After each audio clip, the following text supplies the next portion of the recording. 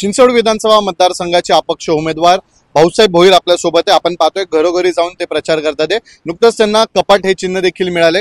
भाऊसाहेब, आपण पाहतोय अनेक दिवसांपासून तुम्ही इच्छुक होता, अखेर निर्णय तुम्ही घेतला, ठाम निर्णय घेऊन तुम्ही या निवडणुकीत उतरलात, अपक्ष उभे राहिलात, कपाट हे चिन्ह मिळालेलं, कसा प्रचार सुरू आहे? प्रचार खरं तर लोक निवडणूक आल्यानंतरच प्रचाराला सुरुवात करतात। मी गेली जून महिन्यापासून लोकांमध्ये फिरत आहे आणि निश्चितपणे लोकांना बदल हवा आहे हे मला 4 महिन्यापासून लक्षात आल्यानंतरच मी निर्णय घेतला अपक्ष उभा राहण्याचा आणि उत्तम प्रतिसाद आहे। सर्वात महत्त्वाचं म्हणजे लोक जसजशी म्हणजे निवडणुकीचा कालखंड वाढत जातो, म्हणजे समजा आता 75 वर्ष आले देशाला, तसतसं म्हणजे आमूलाग्र बदल मतदारांमध्ये होतो।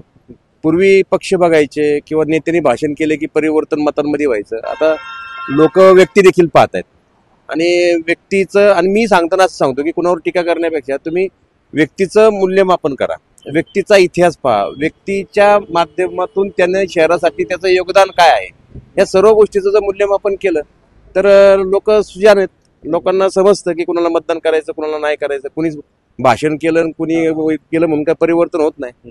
खरं तर आपण पाहतोय तुम्ही जो मेळावा घेतला होता मध्यंतरी, त्याच्यामध्ये तुम्ही असं उल्लेख केला की माझ्या मागे कोणताही पक्ष नाही, चिंचवडची जनता माझ्या मागे आणि मोऱ्यांचे आशीर्वाद माझ्याबरोबर आहे। कोणता निर्धार घेऊन जे आहे तुम्ही मतदारांपुढे चालला? नाही, मी तर सांगितलं ना, या ठिकाणी गेली 10 वर्षामध्ये ज्या पद्धतीने भ्रष्टाचार चाललेला आहे, दडपशाही चाललेली आहे, हुकुमशाही पद्धतीचं वातावरण आहे आणि सुजाण नागरिक जे आहेत ना मतदार, जोपर्यंत शांत आहे तोपर्यंत शांत आहे। त्यांच्यामध्ये एकदा त्यांनी ठरवलं ना तर मग मतदारांपुढे जगात कुणीच नाही। मतदार शेवटी राजा, तो राजाच असतो, फक्त आता राजाचं जे धर्म आहे त्या धर्माचं पालन मतदारांनी केलं पाहिजे। लोक तुम्ही व्यक्ती पाहून मतदान करा, असं आपल्या माध्यमातून मी नम्र आवाहन करेन। कपाट हे चिन्ह मिळालेलं आपण पाहतोय, जोरदार शक्ती प्रदर्शन सुरू आहे तुमचं।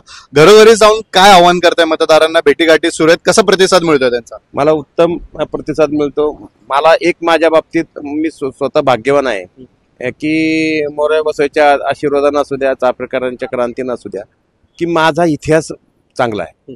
मी 30 वर्ष मी राजकारणामध्ये आहे, त्यामुळे मला फारसं सांगावं लागत नाही। मला पाहताच क्षणी ते म्हणतात की तुम्ही काय सांगताय तुमच्याविषयी, आणि हीच माझी या निवडणुकीतील जमेची बाजू आहे। आपण पाहतोय तिरंगी लढत आता तुमच्या माध्यमातून झालेली आहे। भाजपकडनं शंकर जगताप आहेत, राहुल कलाटे आहेत, शरद पवार यांच्या राष्ट्रवादीकडनं, तुम्ही अपक्ष आहात।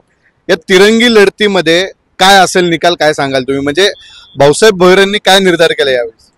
हे बघा, मी आता देखील आपल्या माध्यमातून देखील मला कोण माझ्या समोर आहे त्यांचं काय, मी त्याही पलीकडे जाऊन बोलतो। मतदारांनी उमेदवाराची पार्श्वभूमी, त्यांचा इतिहास, त्यांनी केलेलं काम, त्याचा राजकीय अनुभव, ह्या सर्व गोष्टीचं जर लेखाजोगा घेतला आणि मगच मतदान केलं तर माझा विजय निश्चित आहे।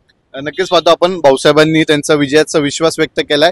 येणारा जो निकाल आहे तो नक्कीच माझ्या बाजूने असेल, चिंचवडकर माझ्यासोबत असल्याचं त्यांनी यावेळेस बोलून दाखवलंय। आपण पाहतोय अपक्ष निवडणूक लढत होते भाऊसाहेब भोईर, कपाटे चिन्ह मिळालेले आणि घरोघरी जाऊन जे आहे ते प्रचार करताना आपल्याला पाहायला मिळत आहे। कॅमेरामॅन भावनदास शिवरायसह प्रसन्न तरडे, आपला आवाज।